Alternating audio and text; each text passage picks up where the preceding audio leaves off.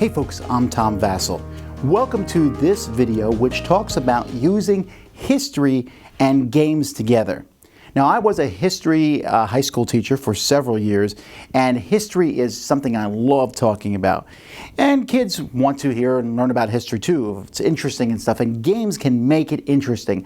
And this is a list of 10 great games that I think are helpful to teach history in the classroom. Now, there's a lot of games out there that are quote-unquote educational, but they're not necessarily fun. These are fantastic games of various complexities and such, and let's talk about them. So we'll start with number 10, and this is innovation.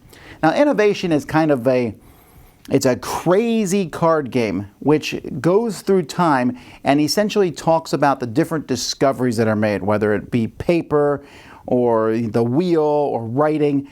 And so it's all about kind of the flow of civilization. You'll notice that a couple times in this list. And then you're building your own civilization and attacking the other civilizations, but with cards. The whole thing is kind of abstracted down to cards, but it's a very well put together game. Innovation. Number 9 is Seven Wonders. Seven Wonders is another game where you're building a civilization. This one is a much easier game. It is what we call a drafting game where you have a hand of cards. You will pick one of those cards and pass the cards to the next person who will pick one and go around. These cards are going to be, you're going to be building things, maybe wonders of the world. Each player has a chance to build a wonder of the world. Each player has a civilization, which might give them a special bonus. There's an expansion for this called leaders, where you can bring in great leaders, and you're putting them together trying to maybe build up a military, to build up science. And it's all abstracted down to cards, but again, it works really well. There's also a wonderful two-player version of this called Seven Wonders Duel. Number 8 is Through the Ages. Now, this is one of the more complex games on the list, and this is yet another civilization game. If you've ever heard of the Sid Meier civilization game on the computer, this does a very good job at bringing that to a board game. And this one I really like because it's a little bit less abstracted. You are slowly building up a civilization, finding great leaders, and deciding whether you're going to build culture or you're going to go into war, and how you're going to deal with different things. And the bigger your civilization gets, the more problems you have to deal with. And like I said, it's a little complex, but the intricacies are so useful. And if you like it or want to try it, you don't have to buy the game. There is an app out for it, which is exceptionally well done. Number 7 is Twilight Struggle, the Cold War. Certainly something that is important in history, and this game does a really good job at portraying the struggle between the United States and the USSR and the two different ideologies that those countries have.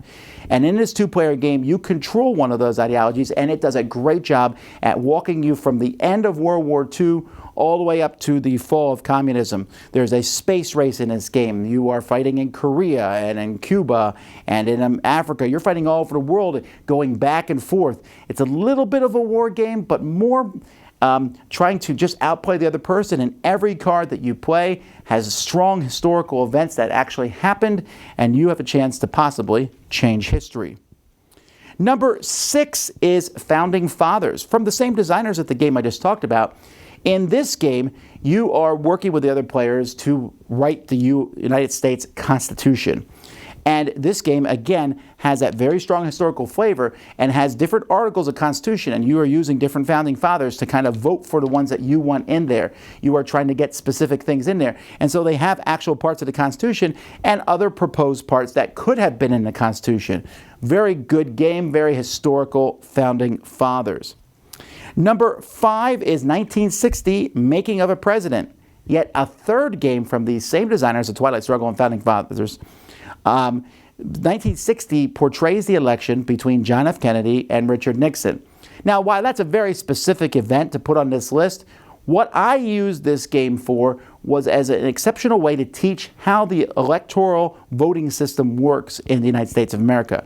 And this game does a really good job. It's a two-player game, although if you're teaching a class, you can split the class into 2 teams and have them go, what states are you going to go to? Are you going to spend a lot of time in California? Are you going to try to hit as many of these smaller states as you can? Even shows the effects of advertising and the TV debate on the election. It teaches you specifically about that election, but it also, like I said, does a good job at showing you how the presidential election works overall. Number 4 is Diplomacy. Now, Diplomacy is not for everyone. In fact, it is a game that I personally don't play. but as a classroom teaching tool, it's one of the best I've ever used. There are online versions of diplomacy. Diplomacy is pre-World War I Europe.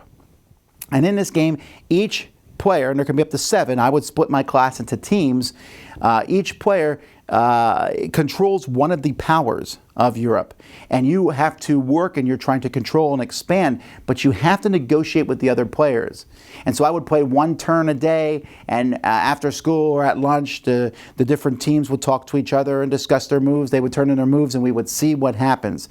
It's a good job at showing overall how the power struggles worked and how one country couldn't do it alone, how you had to work with others and sometimes against each other. An excellent game, and there are also many variations on it too. Number 3 is 1775 Rebellion.